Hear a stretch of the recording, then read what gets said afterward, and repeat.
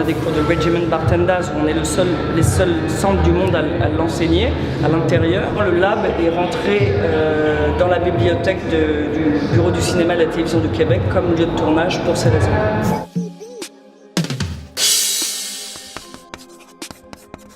Tout à l'heure, effectivement, le lab, c'est aussi le centre au Québec qui propose des entraînements, un éventail d'entraînements aussi variés, puisqu'on fait autant de la danse que du fonctionnel. Alors c'est quoi? C'est cross-training, on fait des cours d'abdos fessiers, on a des cours de cardio house, on a des cours de bootcamp aussi, on a beaucoup de cours qui sont variés, qui permettent d'avoir du résultat.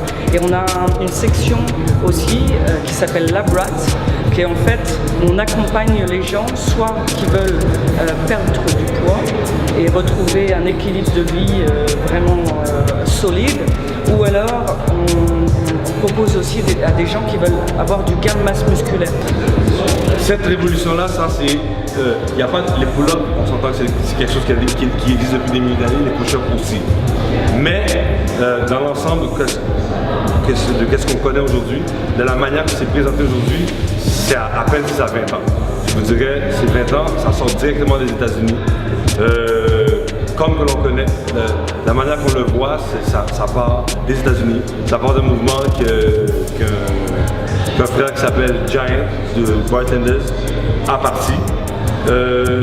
Avant lui, il y avait un groupe qui s'appelait les Rough Riders, un groupe qui s'appelle les Tug. Ils ont sorti une vidéo en 2002-2003, une DVD qui s'appelait Tug Workout. Et cette DVD-là montrait des gars qui faisaient des trucs dans les pattes, mais il y avait un individu en particulier qui sortait complètement de l'ordinaire. La manière qu'il bougeait sur les barres, c'était du jamais vu. La fluidité, la coordination, les séquences qu'il y avait, c'était pas ce qu'on était habitué de voir. C'est un type qui s'appelle Highborn. Et ce type-là aussi, on parle de 2002-2003, vous voyez. Donc, le mouvement comme tel, comme on le voit aujourd'hui, où on touche les pieds, on va côté à côté, en haut, en bas, sur là, les techniques de routine, ça, je vous dirais que c'est pas plus que 20 ans. Moi, la première fois que j'ai vu des gars faisant des répétitions pour la force, pour l'endurance, ça m'a attiré. Mais c'est quelque chose que j'ai fait régulièrement. J'ai toujours fait des pull-ups. Je peux vous dire que ça fait peut-être depuis 94 que moi je me rappelle que je faisais des pull-ups en série et en répétition. Donc j'ai toujours vraiment fait des pull-ups. Lorsque j'ai vraiment vu le mouvement, la manière que les gars de Bartenders le faisaient, moi ça a changé ma vie parce que j'ai vu que c'était pas seulement un exercice qui était que de force ou bien que de la gymnastique. C'était plus que ça, ça demandait de l'agilité, ça demandait la respiration, la créativité, la discipline, de l'endurance, de la force, de la grâce. Et tout ça mis ensemble.